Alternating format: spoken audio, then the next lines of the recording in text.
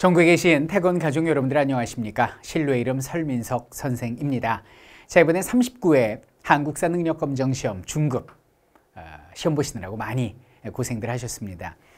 지금부터 할 강의는요, 이번 39회를 시험 보신 분들을 위한 강의이기도 하지만은 40회 시험을 대비하는 분들을 위한 강의이기도 하다라는 말씀을 미리 드리고 싶고요. 일단 전체적인 태권만의 빅데이터에 의한 과학적인 분석, 총평 나가고요. 그리고 사실 이 5문제만 풀어보면 50문제 다 풀어본 거나 진배 없거든요. 가장 난이도 있고 귀감이 될 만한 5문제, 베스트 5 제가 하나하나 풀어드리도록 하겠습니다. 먼저 난이도입니다. 전회차에 비해서는 상대적으로 난이도가 상승한 그런 시험이 이번 중급 시험이 되겠고요. 그리고 시대별 전회차 38회하고 이제 비슷한 출제 비율이 됩니다. 그래서 조금만 공부한 학생이라면 평이하게 느꼈을 시험이겠지만 뭐 전혀 공부하지 않은 학생들은 어려울 수밖에 없는 시험이었다, 이렇게 말씀드릴 수 있겠습니다. 자, 전근대사는 55%, 근현대사는 40%, 통합형이 5%가 출제가 됐습니다. 전근대사는 선사시대부터 조선 후기까지를 말하고요. 근현대사는 대원군부터 노무현 전 대통령까지를 말하는데, 여기는 전근대사가 근현대사보다 15% 더 출제가 됐음을 알 수 있습니다. 뭐 시기적으로 앞에가 70만 년 정도 되고 뭐 뒤에가 뭐 이게 100년 좀 넘으니까 당연히 그럴 수밖에 없겠죠. 자, 주제별 전회차에 비해서 정치사 출제 비율이 증가를 했어요. 자, 보시면 알겠지만 50%가 38회에 출제가 됐다면 이번에는 65%가 정치사에서 출제가 됐거든요. 역시 한국사 시험의 중심은 정치사다라는 걸 알 수가 있습니다.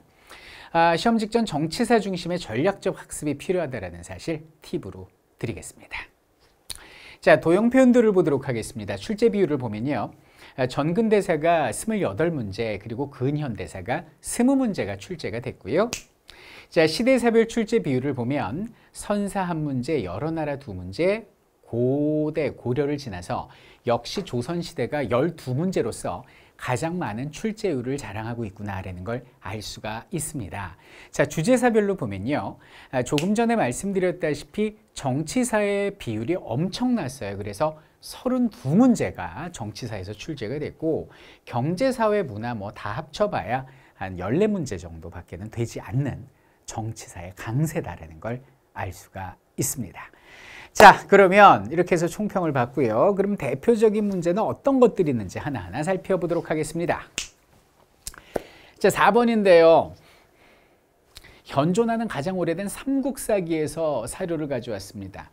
가나 사이의 시기에 신라에서 있었던 사실로 옳은 것을 골라라, 이렇게 얘기를 합니다.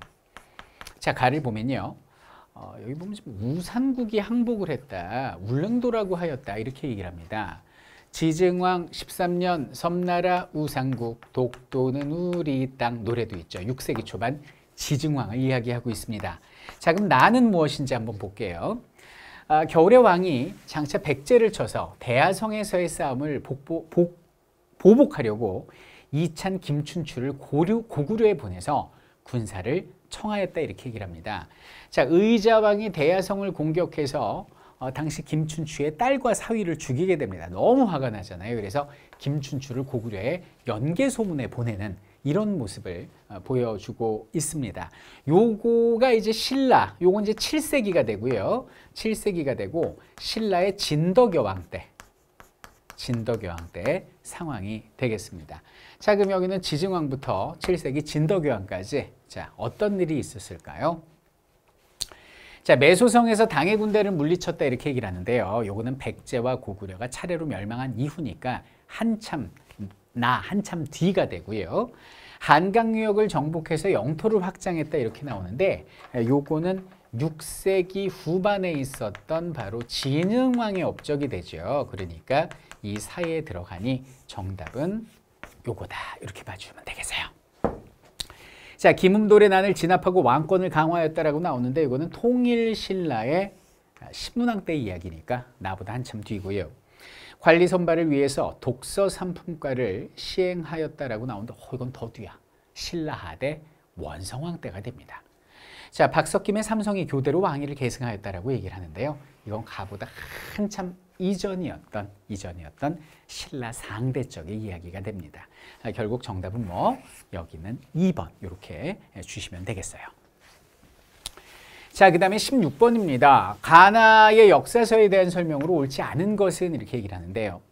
자, 많은 이들이 중국의 역사만 알고 우리 역사를 모릅니다. 이에 폐하의 명으로 삼국의 역사를 담은 뭐를 편찬했습니다. 이렇게 얘기를 하고 있습니다. 자, 언뜻 봐도 공무원 복장을 하고 있고요. 삼국시대 역사를 다룬다고 이야기하고 있죠.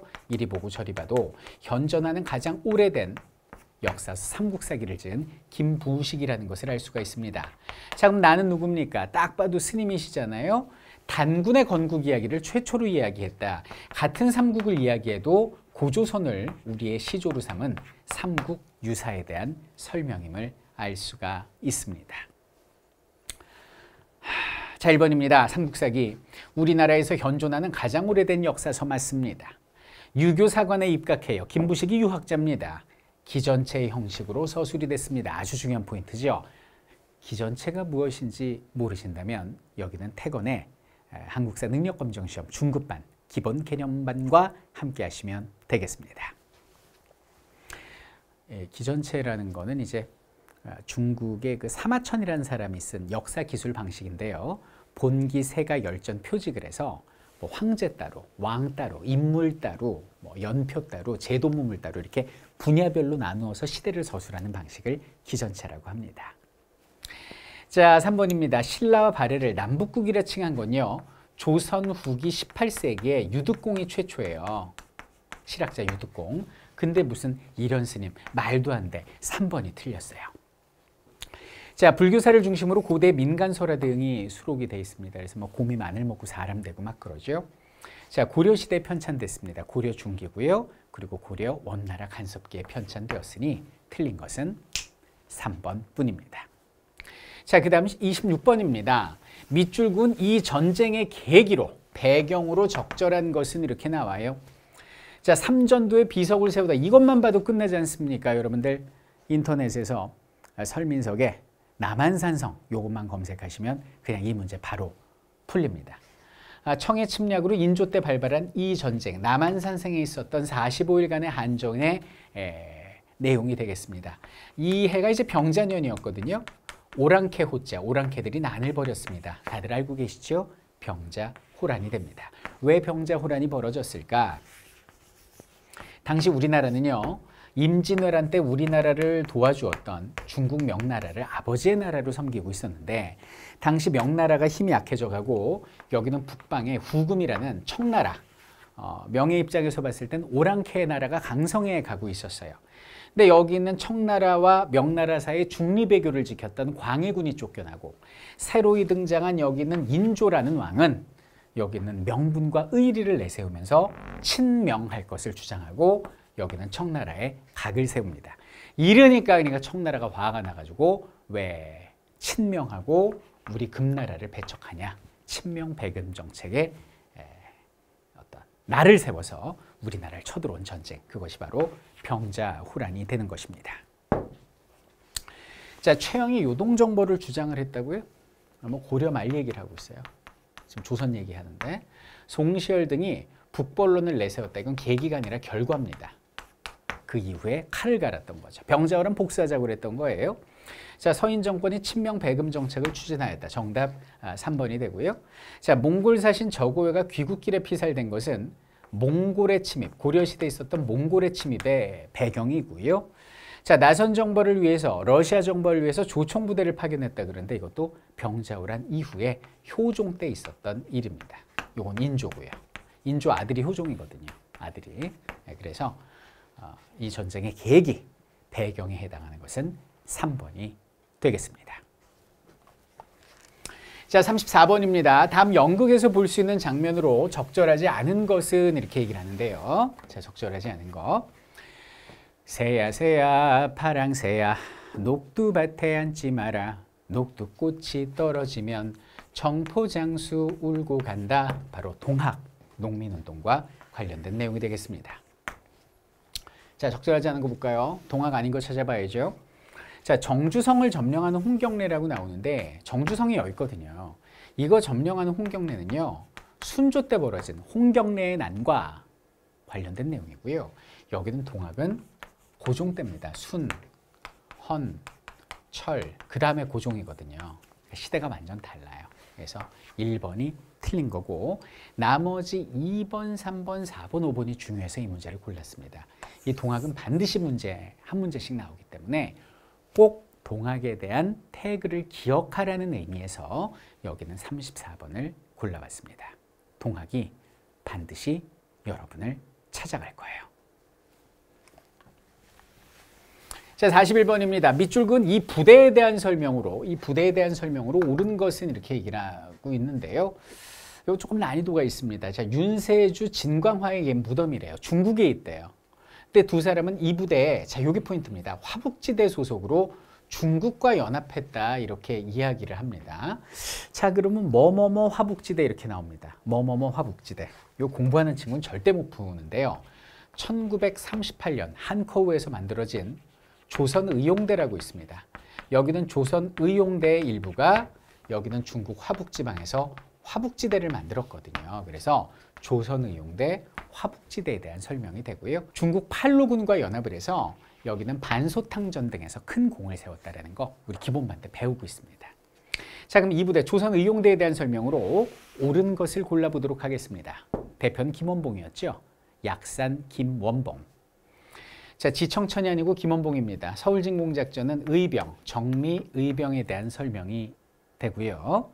연통제를 통해 군자금을 모금한 건 대한민국 임시정부에 대한 설명입니다.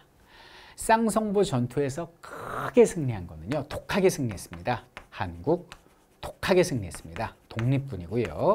우한에서 김원봉 등이 조직하였다 이렇게 나오는데 여기는 김원봉 이분이 그 영화 암살에서는 조승우 씨가 밀정에서는 이병헌 씨가 연기했던 일제강점기 현상금 1위 오늘날 돈으로 환산하면 300억이라고 그러죠.